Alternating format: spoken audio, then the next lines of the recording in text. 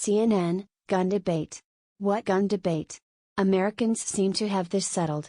Yes, we witnessed on our TV screens this week yet another parade of children being evacuated from their school. This time in Oregon, their arms held high to show they were not armed as they fled a 15-year-old shooter who police said took the life of their 14-year-old classmate. But Americans, ever more desensitized to the school/mall/Navy Yard attacks that come, weekly, into their lives, don't seem to want to talk about a gun problem. Americans remain pleased for the general population, even 15-year-old kids, to have nearly unfettered access to all manner of firearms, including assault rifles. Even the president seems to have acquiesced. A tweet from at White House: "If public opinion does not demand change in Congress, it will not change, President Obama." On legislation to prevent gun violence.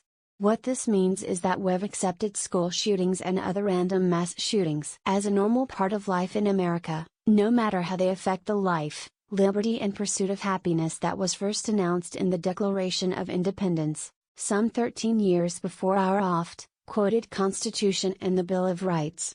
I guess that's not surprising. We accept collateral damage for other privileges we enjoy. We tolerate a certain number of drunk driving deaths, more than 10,000 in 2012, and Terry's little public outcry for greater restrictions. We've been willing to sacrifice nearly 7,000 soldiers, and tens of thousands wounded, in 2 wars to maintain our political influence in the Middle East. About 400 children drown each year in pools and spas, but we're not scrambling to outlaw summer fun.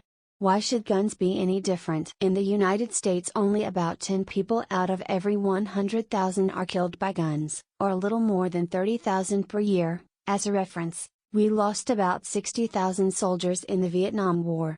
This is clearly an acceptable sacrifice to make to maintain our sacred, uninfringed right to bear arms. No.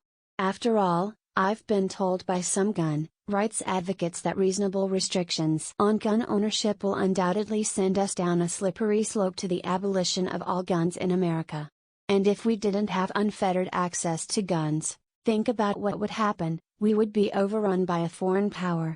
Our government would assume totalitarian control and burn the Constitution. And criminal gangs, the only people left with guns, would run roughshod over all law-abiding citizens.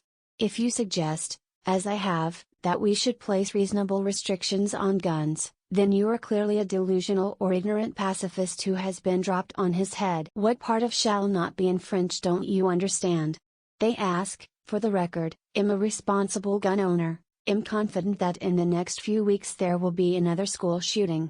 I'm confident because there have been 74 shootings on or around schools or colleges in the year and a half since the Sandy Hook massacre. That's averaging 1 a week. I'll repeat, we have a gun problem in this country.